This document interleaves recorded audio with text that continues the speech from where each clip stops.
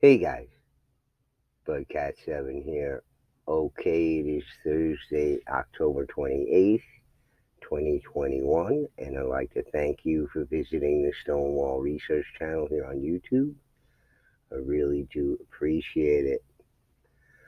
Alright, guys, well, I thought it would be important to continue looking into the legends of the giants, all the folk tales and legends and myths about the giants, and what we can derive from these tales based on what we know already from the research that's done right here on this channel, and what we know about the giants and what could have been, what sort of past there really was.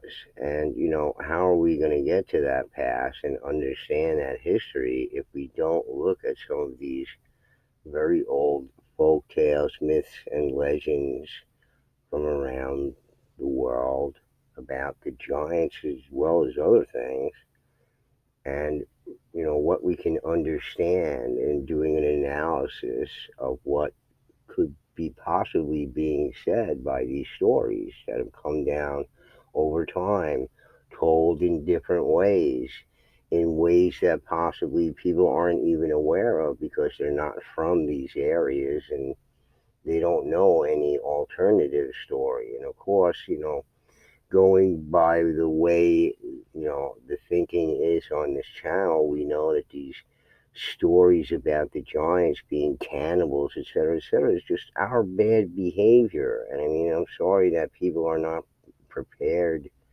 to admit that sort of thing, but I don't know what, rock you've been living under, but maybe you should pick up a newspaper sometime to see how good and nice and wonderful we really are. So maybe we're not as wonderful and nice as we think we are, and certainly not in the past as well. So, and there's reasons for these things, as I've talked about on my channel, many reasons for these things, and these are the things that human beings have been engaged in for millennia, about demonizing the enemy or anybody that somehow is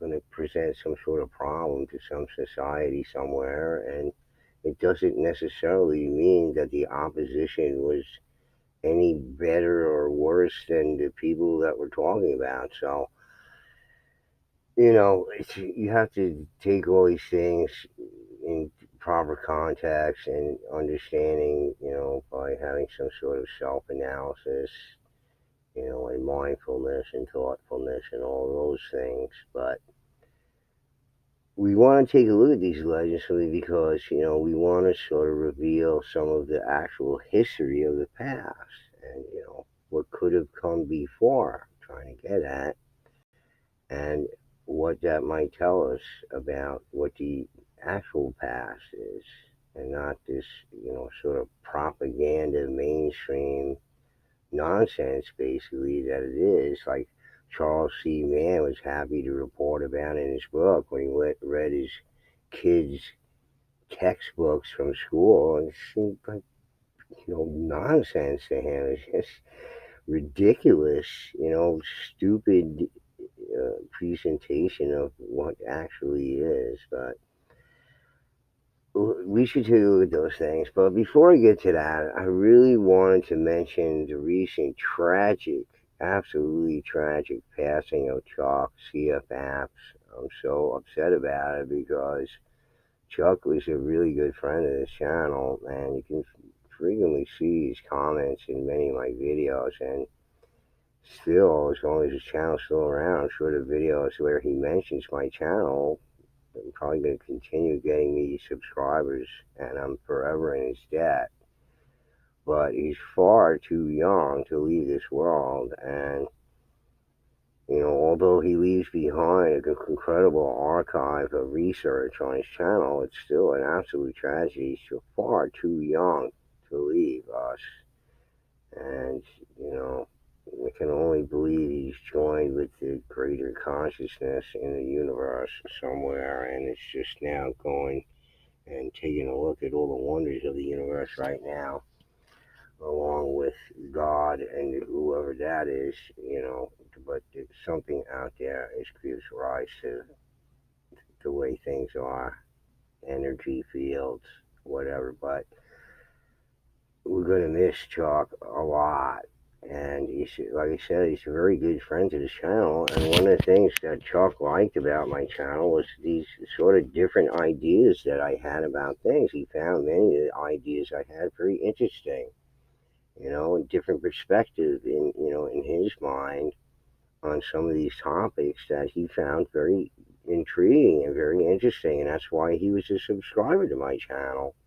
We at the beginning there, it almost seemed like hostile towards each other because I interjected in a couple of his early videos there about what I thought, but and he might have taken it as a criticism, although it was just asking some questions. But we became friends, and he became a subscriber to my channel, and then he found many of my ideas about things very interesting. And you can see that in the comments in the videos on my channel. So we're going to miss Chuck a lot, and I'm sure a lot of people are. He had quite a few subscribers, 109,000, but he sent a whole bunch of them my way, and I'm forever in his debt for that. And we're going to miss his insights into and the continual exploration of just so many places he took us that I did not know about, and would have taken extensive research to find out about. So we're all forever in his debt, really. So goodbye, Chuck. Wherever you are, man. I hope you're having a new life and as an energy being in the universe somewhere. That would be fantastic if that's what it is. I think it is. Anyway, guys, if you're not a subscriber to CF Apps, you can still subscribe to his channel. You got to keep his channel alive. I have no intentions of unsubscribing from his channel. I need that as a reference for in the future. It's like a vast library of information that should just remain exactly where it is. And people have to go there and watch things there. Keep Chuck alive. You know.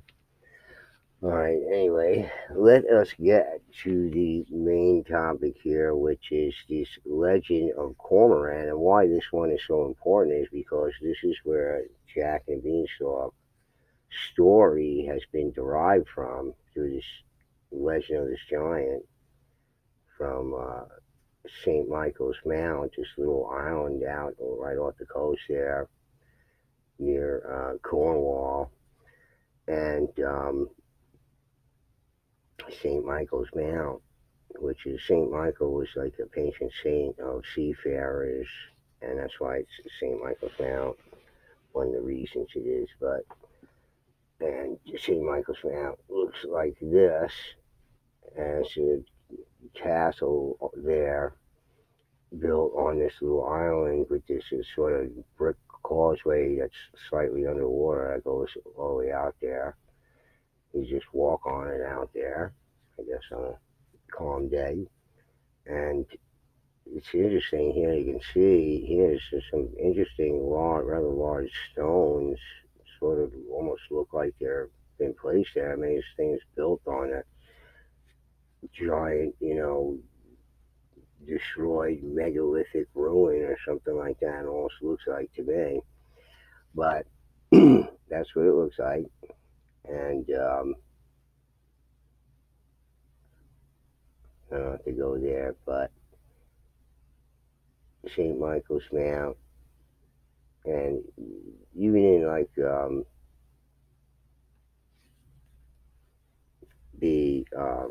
state um, website for St. Michael's Mount, they talk about the giants in there and about how they were, and it's just pure propaganda about evil being on this island there, raiding the poor folks over there and whatnot. As long as this story is perpetuated, we're never going to get to the truth of what the actual past is, because when we read into these things, we start having a little better understanding of what it actually was, because we find out about things that we didn't know about.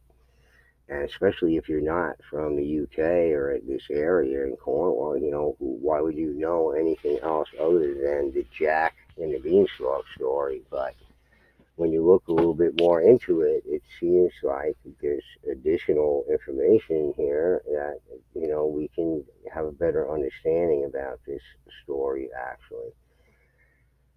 So Cormoran was this giant here, and we'll read about it here and discuss, exactly, what we're talking about. Cormoran is a giant associated with St. Michael's Mount in the folklore of Cornwall. Local tradition credits him with creating the island, in some versions with the aid of his wife Cormelian, and using it as a base to raid cattle from the mainland communities. Cormorant appears in the English fairy tale Jack the Giant Killer as the first giant slain by the hero Jack, and in tales of Tom the Tinkered as a giant too old to present a serious threat.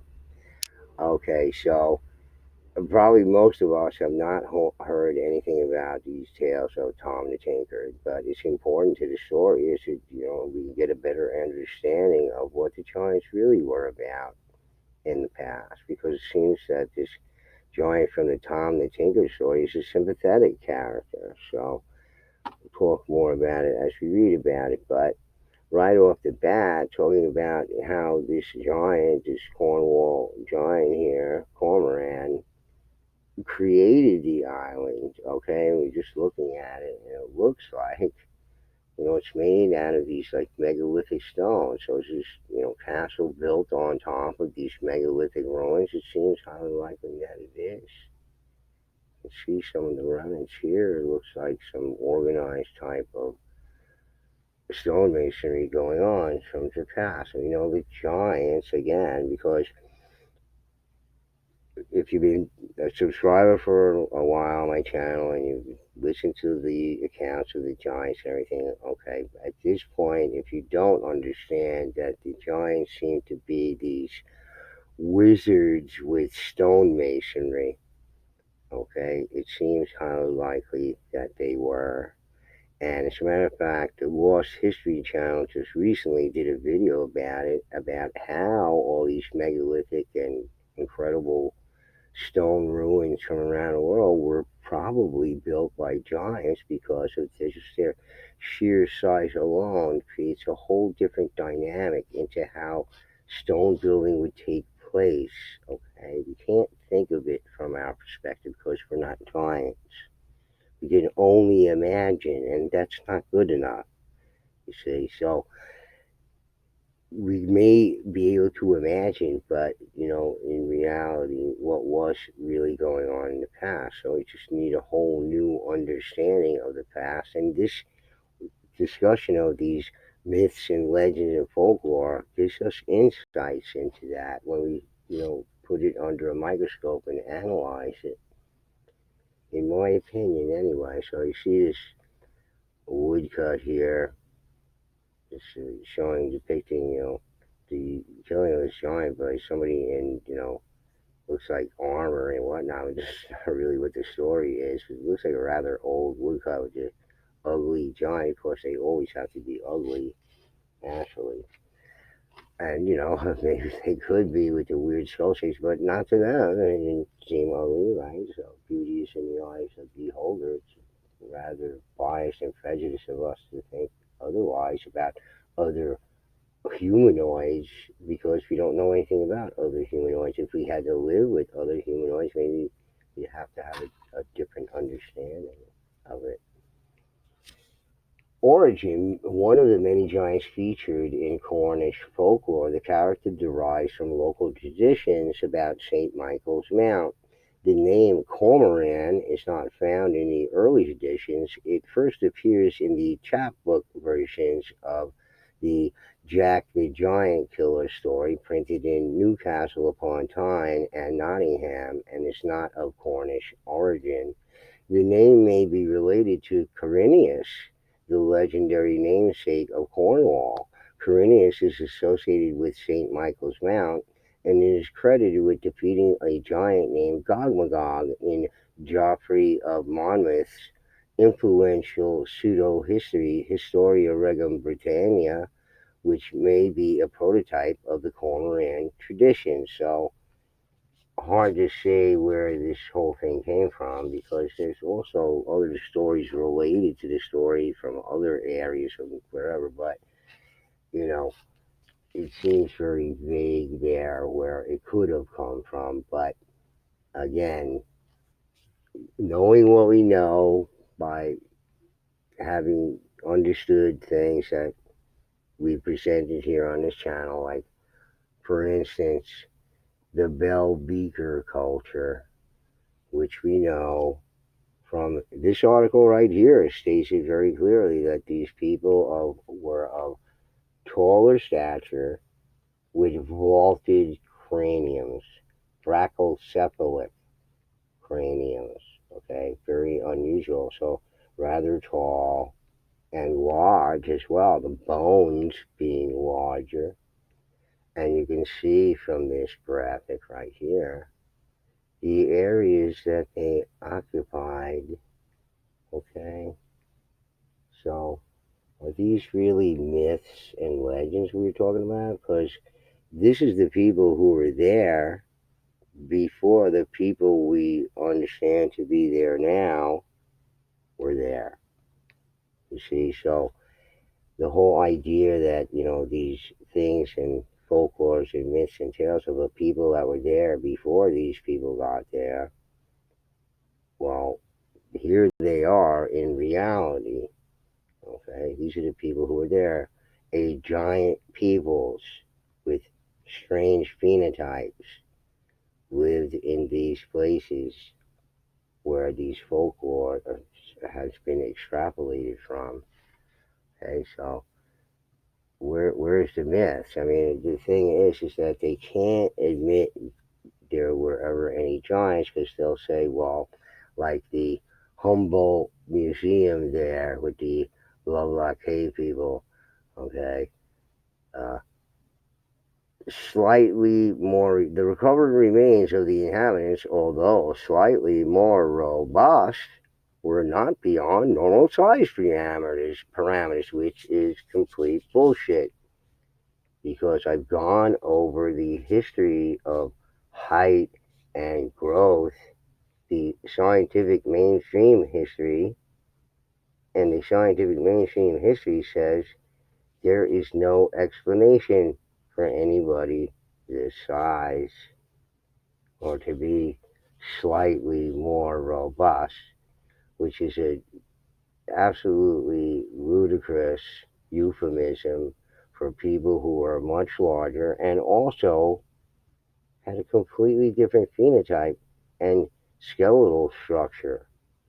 Okay, so this is the kind of things they have to do to minimize any sort of reality of the giants being in the past. Of course, there's no connection there, and I guess, in their opinion, you're telling me that these Bell Beaker people existed there in the past?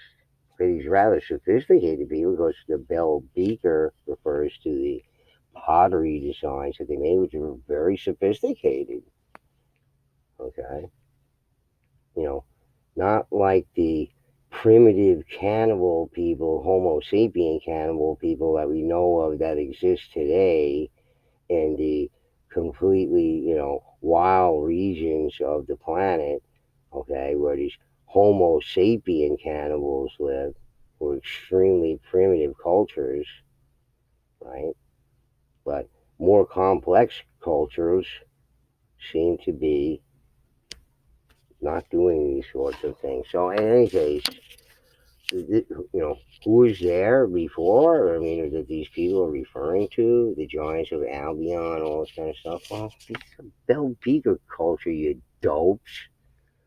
I mean, and if you're going to stomp around like Rumpelstiltskin with steam coming out of their ears and steam coming out of their ass because you dare suggest that there's some reality to the giant peoples, the giant humanoids that lived in the past. It can't be because of Darwinianism and because of people who hate any sort of proof that there's some reality to the Bible or something like that, where anybody who knows anything about the Bible is a giants occupy like 0.0000001% of the Bible. There's a lot more to the Bible than just the giants.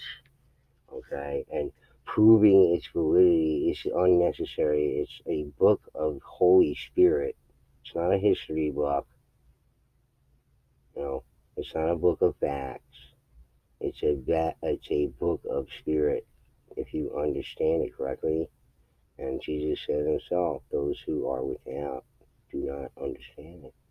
It's a lot deeper than you think. A lot deeper than it's been presented in 99% of mainstream religion. It's all baby stories, and there's nothing to get out of baby stories. So anyway, they're all stomping around like Rumpelstiltskin because you say the Bellbeaker people are the people that these people are referring to. So you have to think about it this way too, folks. Okay, this is what happened there, in my opinion. Okay, the Bellbeaker people are there. These people of rather large structure there.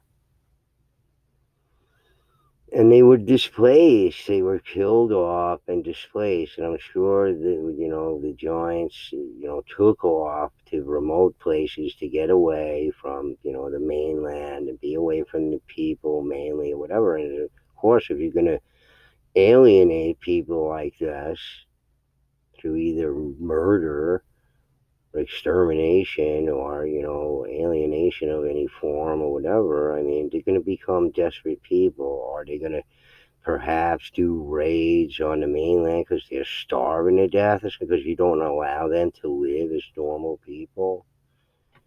Is this what's really going on in the past? I mean, or we're just going to listen to these propaganda stories. It sounds just ridiculous on the face of it when you have an understanding of people like the Bellbeaker people of the past, and perhaps their cousins, the Adena, okay, who passed along this great law of peace to the Iroquois, the Haudenosaunee people there, and then adopted elements of that great law of peace into the United States Bill of Rights and Declaration of Independence.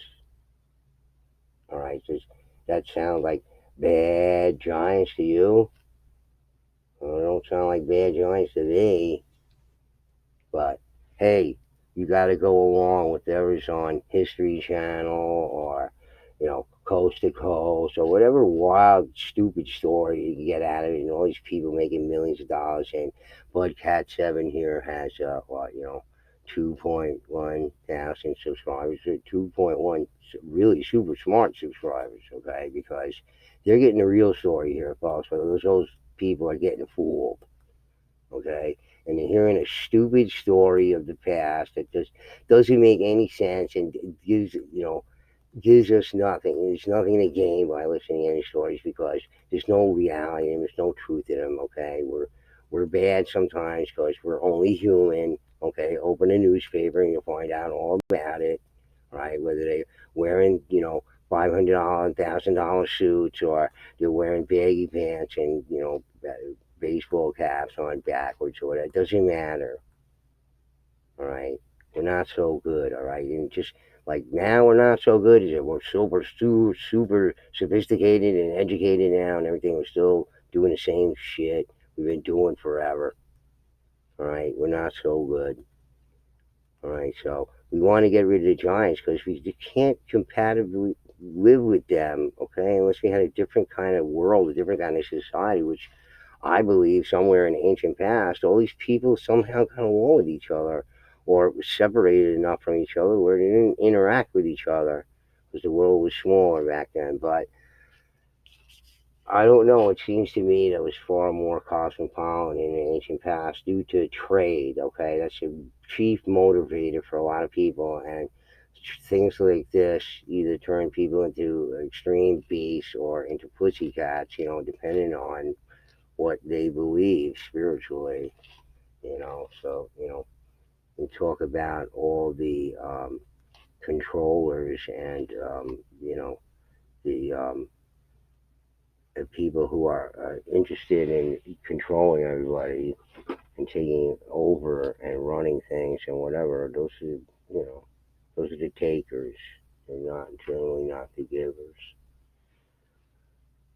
even though they're probably much admired by many people. And meanwhile, these people are nothing but rapacious parasites, and people worship them like our another aspect of our phony, crummy history with uh, all the worship given to the conquistadors and how they're admired by all the people and their history and everything we know from Cabeza de Vaca, who went back to Spain and ratted them all out, that they were a bunch of murderous pigs, not to be worshipped, you know, not to be, they don't they don't deserve our praise or anything like that. They should be vilified for the awful people that they were.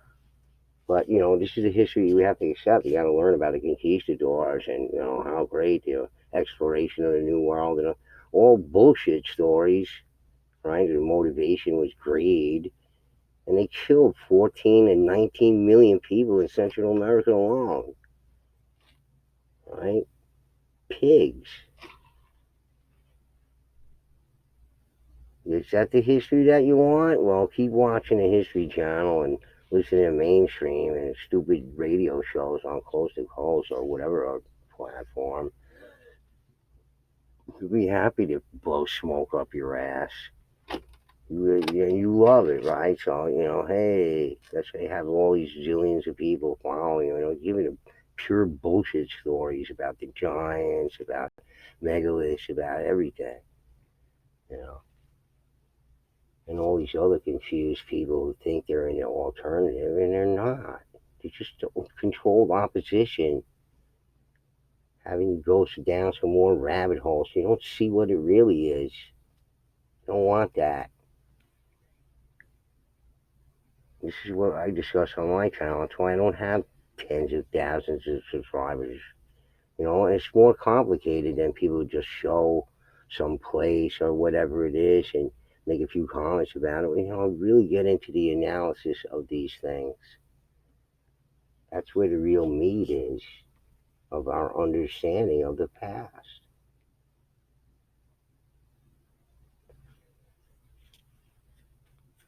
Local traditions. The giant, eventually known as Cormoran, is attributed with constructing St. Michael's Mount, a tidal island off Cornwall's southern coast. Okay, so it looks to me like some mound of megalithic stone block put there. Well, who did that stuff? Well, Bell Beaker.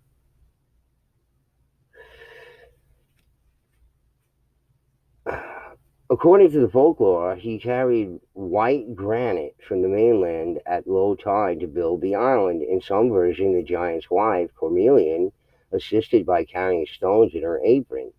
According to one version, when Cormoran fell asleep from exhaustion, his more industrious wife fetched greenstone from a nearer source, eschewing the less accessible granite. When she was halfway back, Cormoran awoke to discover Cormelian bringing different stones than he wanted and kicked her. The stones fell from her apron and formed Chapel Rock, which is St. Michael's Mount there. So a little bit of misogyny there by the Giants there, and sure, he could be a bad guy kicking his wife and everything. That's all okay and whatnot. But again, folks, as we know from profiling the Giants on this channel, we know what the profile of the Giants is, okay? Again, another stories about Giants working with stone. I don't know how much clearer I can make it to you or anybody else, even the Lost History Channel too. We're trying to tell you, folks. Okay, these megalithic things in the past were all built by giants, and seen that way in a giant perspective. all these ways we're trying to figure out how the pyramids were built and all these other megalithic sites around the world, how the peoples, did it there, just average, ordinary size. Well, that's wrong thinking. Because none of the people our size built any of these things. And so we're not the size of these giants. So how could we ever figure out how these giants did? We'd have to put ourselves in those shoes and see from that perspective. It's an awfully hard thing to do when you're not that size. Okay, but you can only imagine. Okay, well, it only figures that peoples who are bigger and stronger are going to be able to manipulate stone in various ways that we can't and can only imagine to. Okay, because maybe even sort of ordinary devices or whatever it is, but on a scale that we couldn't possibly imagine, right? So where it wouldn't make sense for us to do it that way, it made perfect sense for them to do it that way, whatever way that was. Okay, we don't know which way it was because they were giants and they saw things from a giant perspective, and whatever perspective that was, we can only imagine, which were not giants. See, so it's interesting, just another story about the giants working with stone. Well, here it is, affirming our belief in it here, at least on this channel and the Lost History channel, and people who are with it and understand what the story is here. And they're not going along with all these other cockamamie stories about cannibalism and all this kind of stuff. You go on and on and on about it, all bullshit stories. Okay, keep following that. You want to be confused, having no idea about what the past is really about. Just keep, listening to that crap. Junk. From his post at St. Michael's Mountain, Cormoran raided the countryside for cattle. I would do that too if I was starving. You wouldn't let me live on the mainland and farm and do anything. I had to live on this island or whatever it was. Maybe I'd be doing that too. You're not going to let me live. He was distinguished by having 6 digits on each hand and foot. Folklorist Mary Williams reported being told that the skeleton of a man over 7 feet tall had been found during an excavation at the mount. Oh, really? Bill Beaker. Nobody ever mentions this thing. I mean, I don't know how good these researchers are and journalists and other people they quote here and who all these people are and everything, but there's no connection there, really? Really? Does that make any sense to anybody? The people who were there before the people we know as the people existing there now, or these Belvica people, we know it. It's right here due to their research and everything, but there's no connection there at all? Really? All right.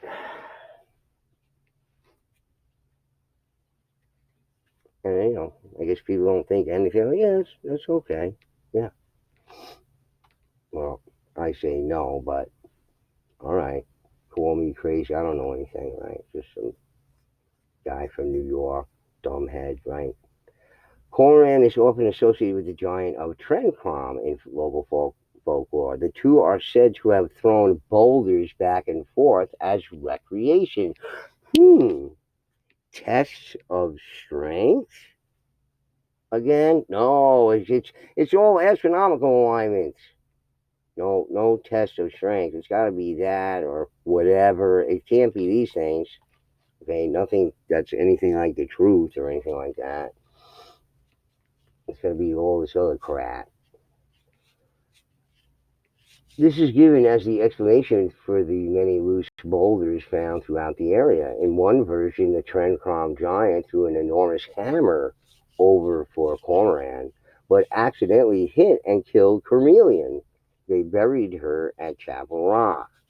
So the guy threw a hammer over there for his buddy there and accidentally struck and killed his wife there. It's a pretty tragic story there. And hammer probably was enormous. And I'm sure there's plenty of evidence of artifacts of these giant hammers there to be found. And this is the kind of things we find in the Americas too. These giant axe heads and hammers and other stone implements, giant harpoons, giant knives, all this sort of thing. Artifacts are found all in the Americas here, but of course, it's just they're all votive, you know, because no skeletons are found. Of course, when they were exposed to the air, every single one of them, like 99% of them, the minute they were exposed to the air, they disintegrated into dust. So, no evidence of the giants. They would say, "Yeah, what's the evidence of the giants?" Well, they all disintegrated into dust. How are we going to give you any evidence of the giants? Okay, they were dug up during the 1800s and 1700s and stuff when people weren't being careful about it and didn't understand what was going on, right? And they all got turned to dust. So what do you want from me? We got the accounts of them. Yeah, but they weren't done scientifically. Yeah, but what about the ones that were? Are you going to discount those too? The ones that were done by the Smithsonian and this university and that university and this department and that, Bureau of Indian Affairs, all this kind of stuff, right? That's all legit, right? But like Humboldt Museum there, slightly more robust. You know, fuck you and slightly more robust. All right, that's what I gotta say, man. Quite frankly. So, Jack the Giant Killer, the Giant of St. Michael's Mount, also appears in the English fairy tale Jack the Giant Killer, early chapbook versions of which the first two name him Cormoran. According to Joseph Jacobs' account, Cormoran is 5.5 meter, 18 feet tall, and measures about 2.75 meter, 9 feet around the waist. He lives in a cave on St. Michael's Mount, using the times of ebb tide to walk to the mainland. He regularly raids the countryside, feasting on poor souls, gentleman, lady, or child, or what on his hand he could lay, and making nothing of carrying half a dozen oxen on his back at a time. And as for sheep and hogs, he would tie them around his waist like a bunch of tallow dips. And tallow is like a fat that they get from beef and mutton, sheep fat, and these tallow dips are like, think applicant, you like scoop them up with it, scoop the tallow up with the dips, little like pencil things. In Jacob's version, the counselors of Penzance convened during the winter to solve the issue of Cormorant's raids on the mainland. After offering the giant's treasure as reward for his disposal, a Villain farmer's boy named Jack takes it upon himself to kill Cormorant. A Villain means an indentured servant. Older chapbooks make no reference to the council and attribute Jack's action to a love for fantasy, chivalry, and adventure. Yes, all those good things. He just killed somebody off, like the soldiers killed that giant off in the cave in Afghanistan. You kill the guy off and everything, now he can't go home and see his kids and his wife and his family. But no, no, you don't have to worry about that because we got a giant here and that's all that counts. And yay! And who cares about this guy's life and all this kind of stuff? He's trying to defend his house there or whatever, and they just machine gunned him down. Nothing about that. Don't feel sorry for him or anything.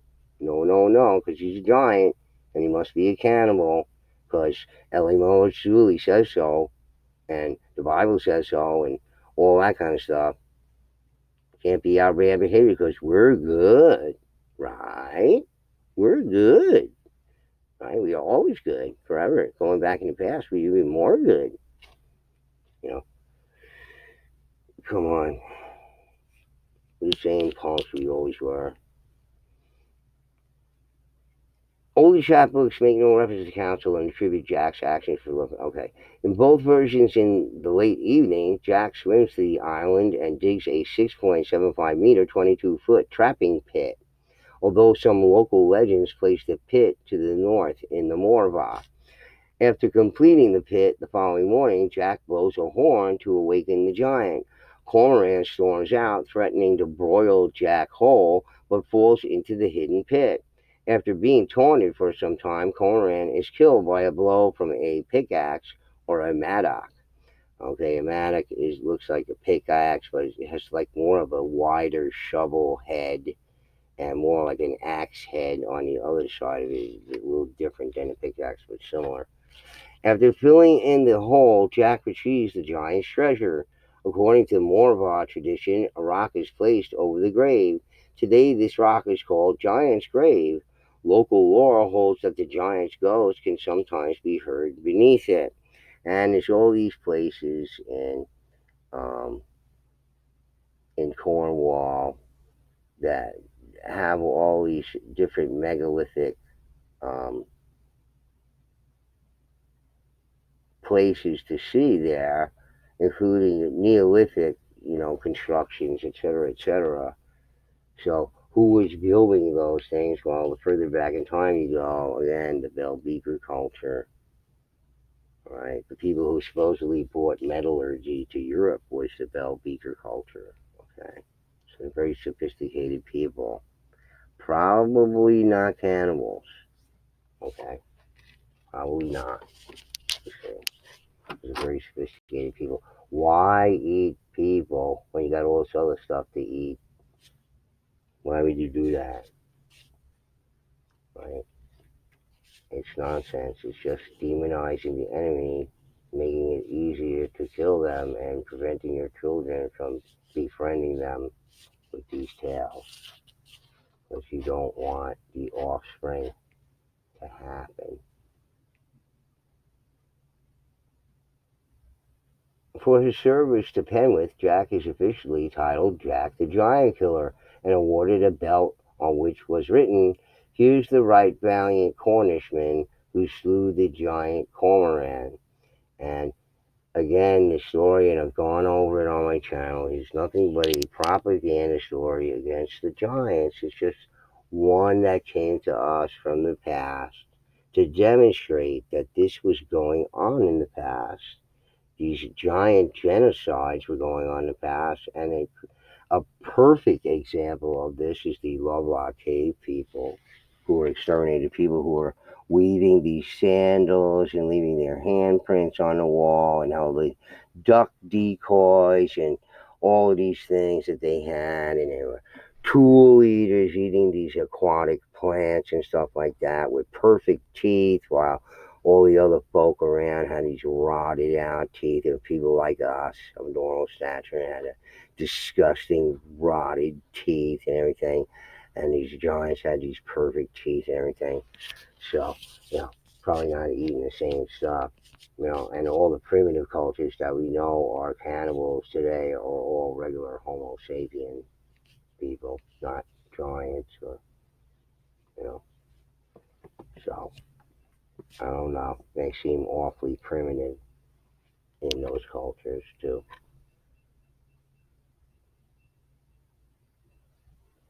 Tom the Tinkered. Okay, so here's where we can get a better understanding of what actually occurred in the past. There's a sort of sympathetic character in the story of Tom the Tinkered. Okay, so you can imagine these people, these large people, the Bell Beaker culture that was there, being displaced by the people coming into these areas. Okay, these tribes of people coming from where and why people migrate to other places and everything. Well, maybe for the same reasons that's going on today, whatever it be, famine or drought or catastrophes, or it's just need to get away from whatever other hostile cultures there might have been, who are also just regular Homo sapien people. But you know, who knows why? But these people being displaced, you can imagine these people being killed and displaced, genocided essentially, when the remnants of whoever survived had to go into remote regions, live on these islands, etc., to try to get away from the mainland there. Okay, as they sort of devolved, okay, from a time period in the past where animals were larger, people were larger, in a different sort of gravity of the past. It's just, there's no other explanation for it. Okay, even increased oxygen wouldn't allow for movement in a gravity as so strong as the one we have now. Okay, and gravity is not a constant. It's only a constant for equation purposes. It varies everywhere on this planet. So It's not a constant. You're led to believe it's a constant, but it is not a constant in reality. It's stronger here and it's not as strong elsewhere. So, because, these things they lead you to believe, or so, you don't think any further than that. Tom the Tinker, the giant of St. Michael's Mount, also appears in the trolls about Tom the Tinker. These are like little acts and plays that people did. These drolls, okay? They're not actually like a written form, but more like a play acting kind of thing. A local Cornish variant of Tom Hickathrift, William Bottrell recorded a tale of the giant's last raid. Here, the giant is not killed, but lives to grow old and frail. Becoming hungry, he makes one last incursion to steal a bullock from an enchanter on the mainland. A bullock is a cow, just bull. A castrated bull, I believe, is a bullock. And, you know, I guess if you're sort of alienated and sort of excommunicated to an island there, and you're trying to survive there with your family and the regular normal sized people of that time period, which were all like 5'3" and 5'5". Okay, were keeping you hostage there, really, have driven you there and murdering all your other fellows, other people, and now you're living in these remote areas and being forced to live in a way that you didn't want to, but what choice do you have now? Like John Valjean. I mean, who looks at that story and says, "Oh, John Valjean's a bad guy," you know, and Inspector, whatever his name was, there is a good guy. No, wrong.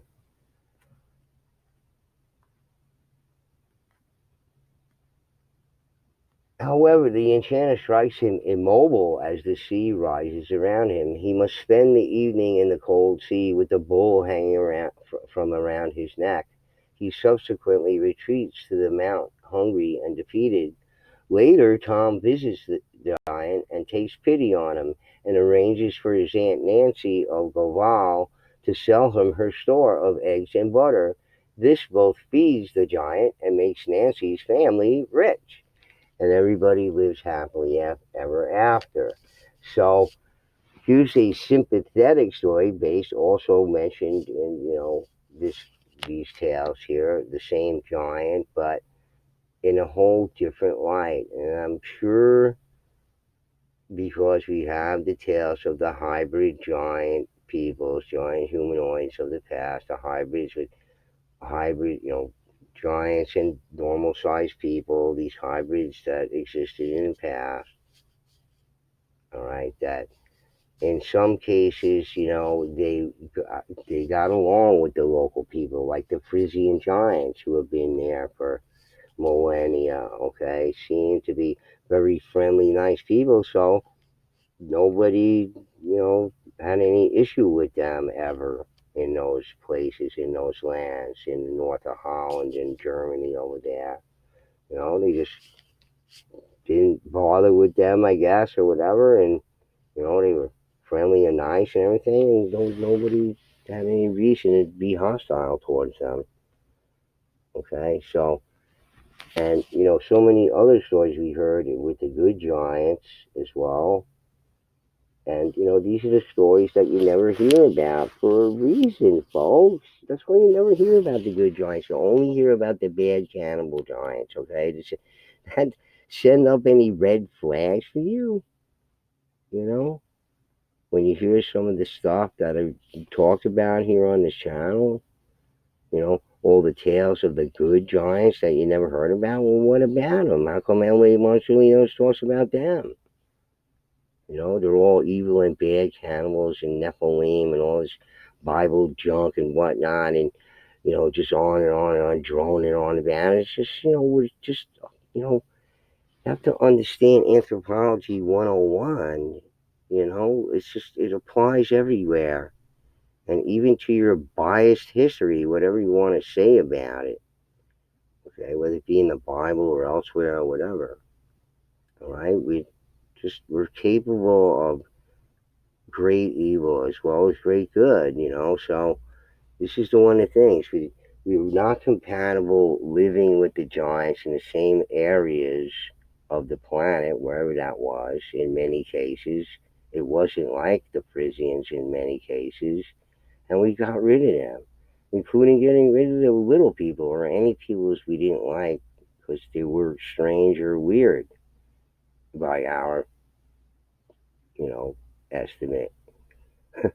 So look, it's Tom the Tinker story sort of reveals a more sympathetic character and sympathy towards the giant people. So, and there are tales in the UK and elsewhere, and we'll hear more about it because I want to go through more of these legends of the giants so we can get an accurate picture of what the past actually was. Okay, if you want to hear it from a perspective of what you're going to hear on Coast to Coast or other radio shows that deal with these kind of things, and the History Channel and whatever other cockamamie channels. I don't watch TV anymore. Haven't in like 20 years because I despise it. But you know, or mainstream and their baloney stories that just make up anything to fill in all the gaps because they don't want to look stupid to their professors and the deans of their departments and everything. They got to make it like they're smart somehow. So they just make up a whole cockamamie story based on very little evidence. Okay, but they have to. They have to come up with some explanation because I don't know. It's not acceptable. Never. It's never acceptable. Even if it's true, it's not acceptable. So, look, guys, I just want to go over this legend because it pertains to Jack and the Beanstalk tale, and what was actually going on. What can we get? What can we gather from this? What can our understanding truly be? Okay, not based on the biases presented by mainstream or this alternative or whatever it is. Okay, we want to look at our, like the Lost History Channel just did his video on it, you know, begging the questions here. It had nothing to do with Bibles or anything else for that matter, just looking at a purely scientific perspective, all right? And all these references to people who were there before the people that about that are living there now, the people you know as the Britons and the Irish and the Scots, and before the people were there, and who were there before them. Well, it's clear as freaking day, Bell Beaver culture was there, and these people are giant people. So can't you add one and one together? Dope. I just want to stomp around like Rumpelstiltskin with steam coming out of your ass. Because the Bible people are going to be like, yeah, that's one for us. Even if it is, you got a long way to go with proving the validity of the Bible and everything. And if you want to make it into some sort of historical book or something like that, it's not. It's far more deeper and more important than that. If you want to take it all literally and everything, well, it's not even what it says in the Bible, or even what Jesus says anyway. He only spoke in parables. Well, parables are stories, real stories. Okay, what do you get from stories? Well, a lesson. That's what makes them important. Okay, it doesn't have to be real.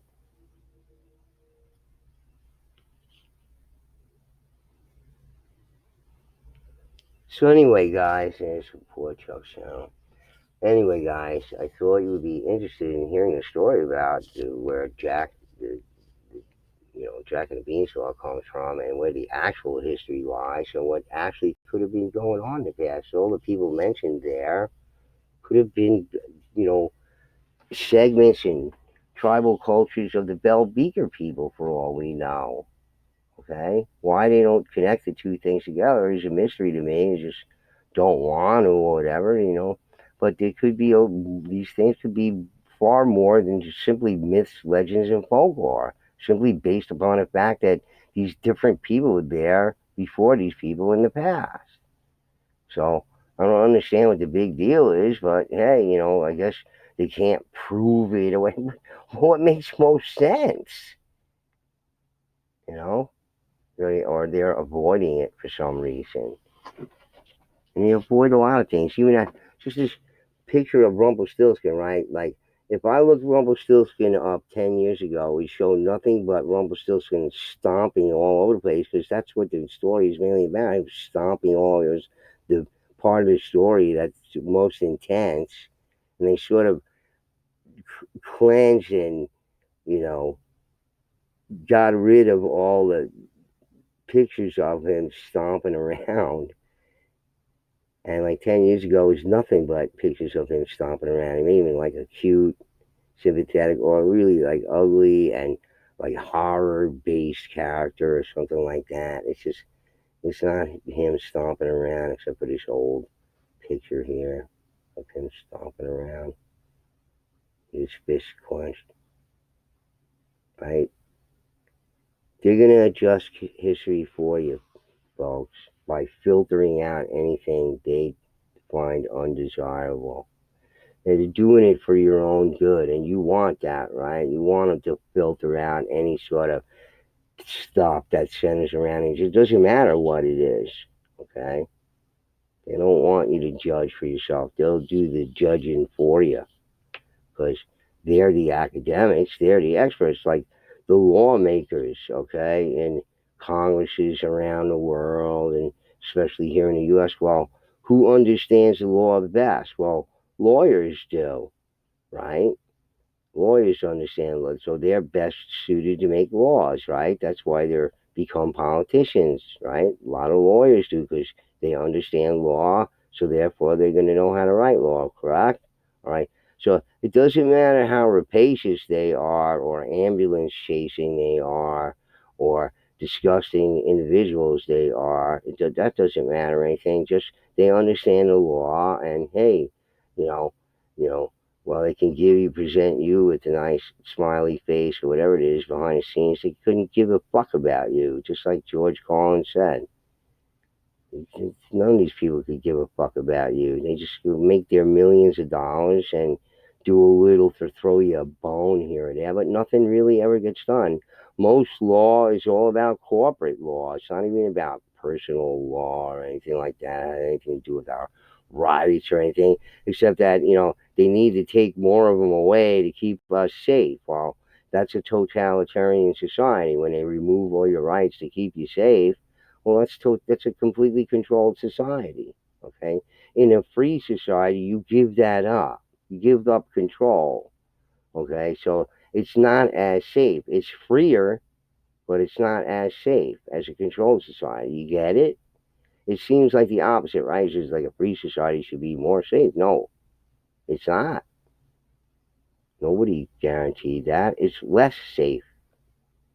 Okay, controlled society, totalitarian society is more safe. Okay, because you're heavily controlled. All right, so in any case, guys, I thought you might be interested in this legend here. And we're going to continue looking at legends of the Giants because I think they're fascinating. And I think, when we do an analysis of these things, we can have a better understanding of what the past actually was and what was actually going on in the past. And maybe some of that history that can be got out of it and an understanding better of what that history might be. All right, based on these legends and myths and the actual evidence that we know about because we've covered it on this channel with all the accounts of the giants, the actual accounts of people witnessing these things, these large skeletal remains, which mainstream science is happy to tell you they don't understand why people are so big. Like the Frisians or anybody else of tall stature, everybody should be generally the same size. But they're not. And they don't understand exactly why not. That is, okay, when it occurs. So if they can't explain it, it's open to interpretation whether they like it or not. Okay? Because a lot of their figuring about it is theoretical and hypothetical. Okay? That's imaginary. whatever way you slice it. Imaginary, right? Just to remember that, all right? Anyway, guys, please do hit the like button if you like the video, and please do subscribe, because you're not going to hear about the giants being cannibals on this channel, okay? You're not going to hear about UFOs being spaceships from other planets. You're not going to hear about stone walls and megaliths built by ordinary people, and they built all these kind of contraptions, and they levitated stuff and all this kind of stuff. No, no, no, no, no. Giants built all that stuff, so see, they're bigger and stronger and can do things with stone that we can't and can only imagine with our imagination. That's it. We're limited to that. See? Okay, so anyway, guys, please do subscribe if you're not a subscriber. And Bugcat7 signing off. Peace.